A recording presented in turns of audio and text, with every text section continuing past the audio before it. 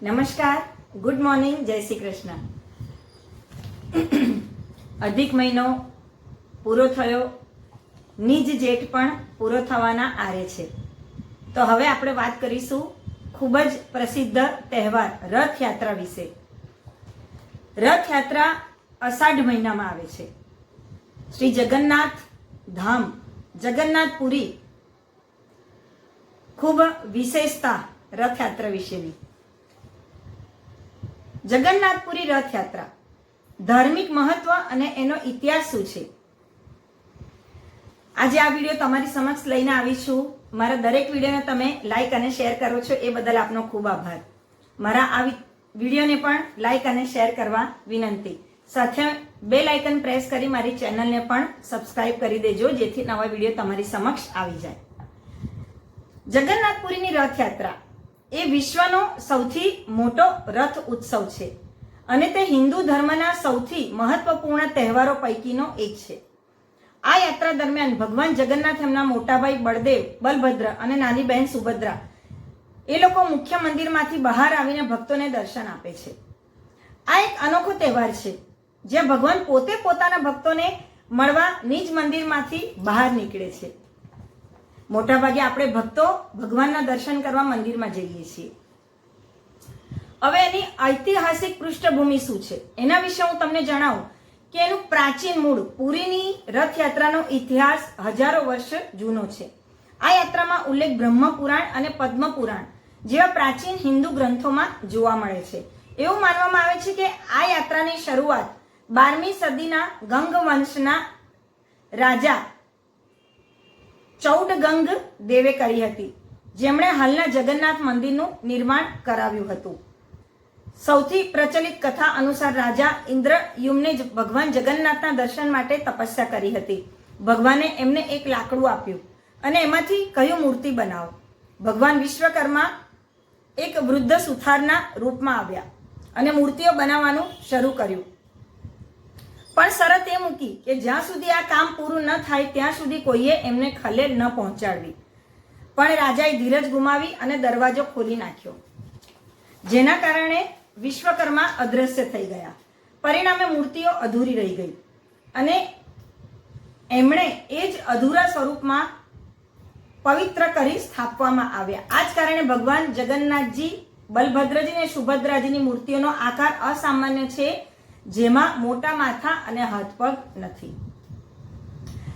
નવી મૂર્તિઓ, જ્યારે આ મૂર્તિઓ જર્જરિત થઈ જાય છે ત્યારે દર 12 વર્ષે એટલે નવ કળેબર નામના વિધિ દ્વારા એમનું પુનઃનિર્માણ કરવામાં આવે છે. આ પ્રક્રિયા ખૂબ જ રહસ્યમય છે, જેમાં એક વિશિષ્ટ ઝાડની શોધ કરવામાં આવે છે. હવે રથયાત્રાનું ધાર્મિક મહત્વ શું છે, તો ગુંડીચા યાત્રા. આ યાત્રા અષાઢ માસના શુક્લ પક્ષની દ્વિતીયાએ શરૂ થાય છે, જે દરમિયાન ભગવાન જગન્નાથ એમના ભાઈ બહેન સાથે એમના માસી ગુંડીચાના ઘરે જાય છે, જે ગુંડીચા મંદિર તરીકે ઓળખાય છે. જ્યાં જગન્નાથ પુરી આપણે જઈએ ત્યાં દર્શન પણ કરવામાં આવે છે. આ યાત્રા 9 દિવસ સુધી ચાલે છે, જે પછી બહુડા યાત્રા એટલે પરત ફરવાની યાત્રા યોજાય છે. મુક્તિનું પ્રતીક. એવી માન્યતા છે કે જગન્નાથ રથયાત્રાના દર્શન કરવાથી ભક્તોના બધા પાપો નષ્ટ થાય છે અને એમને મોક્ષની પ્રાપ્તિ થાય છે. ભગવાનના રથને ખેંચવું અત્યંત પુણ્યનું કાર્ય માનવામાં આવે છે. એટલે જ્યારે જગન્નાથ રથયાત્રા શરૂ થાય છે ત્યાં ભક્તોની ખૂબ જ ભીડ થાય છે. બીજું કે સમાનતાનો સંદેશ મળે છે. યાત્રા શરૂ થાય પહેલા પુરીના મહારાજા એક સુવર્ણ સાવરણી વડે રથને સાફ કરે છે. આ વિધિ છેરા પૌહારા તરીકે ઓળખાય છે અને તે સમાનતા અને નમ્રતાનું પ્રતીક છે. તે દર્શાવે છે કે ભગવાનની નજરમાં તમામ ભક્તો સમાન છે, કારણ કે રાજા પોતે સાવરણી લઈને ત્યાં સાફ સફાઈ કરે છે. 3 અલગ રથ બનાવવામાં આવે છે. નંદી ઘોષ ભગવાન જગન્નાથનો 16 પૈડાવાળો રથ, તાલધ્વજ ભગવાન બલભદ્રનો 16 પૈડાવાળો રથ, દેવદલન દેવી સુભદ્રાનો 12 પૈડાવાળો રથ. આ રથો દર વર્ષે નવા બનાવવામાં આવે છે અને એમની કારીગરી અદ્ભુત હોય છે. વિશેષ ધાર્મિક વિધિઓ કઈ થાય છે ત્યાં, તો સ્નાન પૂર્ણિમા એટલે રથયાત્રા પહેલા જ્યેષ્ઠ પૂર્ણિમાના દિવસે ભગવાનનો 108 કળશોથી અભિષેક કરવામાં આવે છે. એવું માનવામાં આવે છે કે આ સ્નાન પછી ભગવાનને તાવ આવે છે, તેથી તેમને 15 દિવસ માટે એકાંતમાં રાખવામાં આવે છે. સુનાવેશ એટલે બહુડા યાત્રા પછીના દિવસે ભગવાનને એમના રથ ઉપર સોનાના આભૂષણો પહેરવામાં આવે છે, જેને સુનાવેશ કહેવામાં આવે છે. પછી આવે છે રથગોળા દિવસ, માફ કરજો, રસગોળા દિવસ. નીલાદ્રી બીજે એટલે ઘર વાપસીના દિવસે ભગવાન જગન્નાથ દેવી લક્ષ્મીજીને ખુશ કરવા માટે રસગોળા અર્પણ કરે છે, જે ગુંડીચા યાત્રા દરમિયાન એમની સાથે ન ગયા હોવાથી નારાજ હોય છે લક્ષ્મીજી એમના માટે. હવે ભારતના અન્ય ભાગોમાં રથયાત્રા કેવી રીતે? જગન્નાથપુરીની રથયાત્રા સૌથી મોટી છે, પરંતુ ભારતના અન્ય ભાગોમાં આ તહેવાર ખૂબ ભવ્ય રીતે ઉજવાય છે. દરેક સ્થળની પોતાની અનોખી પરંપરાઓ અને વિશિષ્ટતાઓ હોય છે. તો જાણીએ અમદાવાદની રથયાત્રા દેશની બીજા નંબરની રથયાત્રા ગણાય છે અને તે પુરી ને કલકત્તા પછી ત્રીજા ક્રમે આવે છે. તે પુરીની યાત્રા પછી ભારતની બીજી સૌથી મોટી રથયાત્રા પણ માનવામાં આવે છે. આ રથયાત્રાની શરૂઆત અમદાવાદમાં 1878માં મહંત નરસિંહદાસજી મહારાજે એક દેવી સ્વપ્નથી પ્રેરિત થઈને કરી હતી. અમદાવાદના જમાલપુર વિસ્તારમાં આવેલા 400 વર્ષ જૂના જગન્નાથ મંદિરથી આ યાત્રા શરૂ થાય છે. એની વિશિષ્ટતા એ છે કે પહિંદ વિધિ નામની પરંપરા છે, જેમાં ગુજરાતના મુખ્યમંત્રી સોનેરી સાવરણી વડે રથના માર્ગને સાફ કરે છે. ઉપરાંત રથયાત્રા શરૂ થાય તે પહેલા મૂર્તિઓના આંખે પાટા બાંધવામાં આવે છે. તે ફક્ત અમદાવાદમાં જોવા મળતી અનોખી પ્રથા છે. હવે આપણે વાત કરીએ તો આ યાત્રા અષાઢ માસના શુક્લ પક્ષની દ્વિતીયાએ અષાઢી બીજના દિવસે નીકળે છે. રથો લગભગ 16 થી 18 કિલોમીટર લાંબા માર્ગે જૂના શહેરના વિવિધ વિસ્તારોમાંથી પસાર થઈ અને તે જ દિવસે મંદિરે સાંજે પાછા ફરે છે. ભવ્યતા શું છે? તો આ યાત્રામાં 18 શણગારેલા હાથી, 100 ટ્રક, 30 અખાડા એટલે કસરતખાનાના વિવિધ જૂથ જોડાય છે. પરંપરા મુજબ રથોને ખલાસી સમુદાયના લોકો ખેંચે છે. કોલકાતા અને મહેશ પશ્ચિમી બંગાળના રથયાત્રાની ખૂબ જ જૂની અને સમૃદ્ધ પરંપરા છે. અહીં બે મુખ્ય યાત્રાઓ ખાસ ઉલ્લેખનીય છે. મહેશ એટલે હુગલીની રથયાત્રા, કલકત્તામાં હુગલી કિનારે.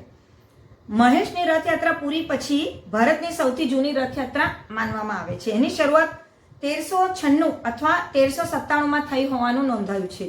આ યાત્રા શ્રી ચૈતન્ય મહાપ્રભુના સમકાલીન કમલાકર પીપીલાઈ દ્વારા શરૂ કરવામાં આવી હતી. આજે જે રથ જોવા મળે છે તે 1885માં માર્ટિન બન કંપની દ્વારા બનાવવામાં આવ્યો હતો, જે 45 ફૂટ ઊંચો લોખંડનો 4 માળનો રથ છે. પછી આવે છે ઇસ્કોન કોલકાતા રથયાત્રા, જે ઇસ્કોન દ્વારા સ્થાપના કરવામાં આવી હતી 1972માં. તે પૂરી પછીની વિશ્વની સૌથી બીજી મોટી રથયાત્રા ગણાય છે. એમાં લાખો ભક્તો જોડાય. 2024માં 20 લાખથી વધુ લોકોએ એમાં ભાગ લીધો હતો. પશ્ચિમ બંગાળના મુખ્યમંત્રી પહેલા હતા જે મમતા બેનર્જી, એમણે એ દર વર્ષે યાત્રાનું ઉદ્ઘાટન કરે છે અને રથની દોરી ખેંચે છે. આ યાત્રા ઇસ્કોનથી શરૂ થઈ 6 થી 7 કિલોમીટરનો માર્ગ કાપે છે. 9 દિવસ માટે મેદાનમાં રોકાય છે. ત્યારબાદ ઉલટો રથ પરત ફરવાને યોજાય છે. ત્યાર પછી બારીપદા, મયુરભંજ, ઓડિશા દ્વિતીય ક્ષેત્ર. બારીપદાને પૂરી પછીનું બીજું મહત્વપૂર્ણ ધાર્મિક સ્થળ ગણવામાં આવ્યું છે. અહીંની યાત્રા 1575થી શરૂ થઈ હોવાનું મનાય છે. આ યાત્રા ખાસ કરીને 1975માં આંતરરાષ્ટ્રીય મહિલા વર્ષ નિમિત્તે નોંધાઈ હતી. ત્યાર પછી અહીં દેવી સુભદ્રાનો રથ ફક્ત મહિલાઓ દ્વારા જ ખેંચવામાં આવે છે. એ પણ એક નોંધપાત્ર ઘટના છે. બાળકોનો રથ, અહીંયા બંથિયા જગન્નાથ મંદિરમાં એક અલગ રથ હોય છે જેને ફક્ત બાળકો ખેંચે છે. કેન્જર ઓડિશા, ત્યાંની રથયાત્રા પણ જાણીતી છે. એવું કહેવાય છે કે રાજા લક્ષ્મીનારાયણ ભાંજને બૈતાણી નદી પાસેથી ભગવાન બલદેવજીની મૂર્તિ મળી આવી હતી, ત્યારબાદ આ મંદિર બનાવ્યું હતું અને જે કેન્ઝરમાં રથયાત્રા દરમિયાન એ મૂર્તિનો વિશિષ્ટ ઉપયોગ કરવામાં આવે છે. મુંબઈમાં ઉડિયા સમુદાય દ્વારા પણ 10 દિવસ માટે જગન્નાથ મંદિરમાં ઉત્સવ યોજાય છે અને ઇસ્કોન દ્વારા જુહુમાં પણ ભવ્ય યાત્રા યોજાય છે. દીઘા પશ્ચિમ બંગાળ, તાજેતરમાં અહીં પુરીની મંદિરની પ્રતિકૃતિ બનાવવામાં આવી છે અને 2025થી અહીં પણ રથયાત્રા શરૂ થઈ છે.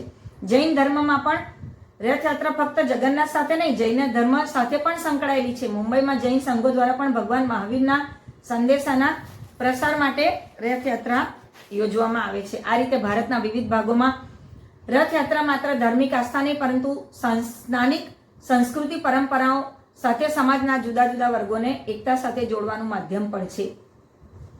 રથયાત્રા માત્ર તહેવાર નહીં પરંતુ ભારતીય સંસ્કૃતિ, શ્રદ્ધા અને સમર્પણનો એક જીવન નમૂનો છે. લાખો ભક્તો દ્વારા દર વર્ષે પુરીમાં એકઠા થાય છે લોકો, અને જેથી તેઓ દિવ્ય ઘટનાના સાક્ષી બની શકે અને ભગવાન જગન્નાથની કૃપા મેળવી શકે. આપણે પણ રથયાત્રા પર ભગવાન જગન્નાથના દર્શન કરી એમના કૃપાના પાત્ર બનીએ. મારા આ વિડીયોને સાંભળવા બદલ આપનો ખૂબ આભાર. જય જગન્નાથ પ્રભુની જય, બલભદ્ર દેવની જય, સુભદ્રા માતની જય. જય શ્રી કૃષ્ણ.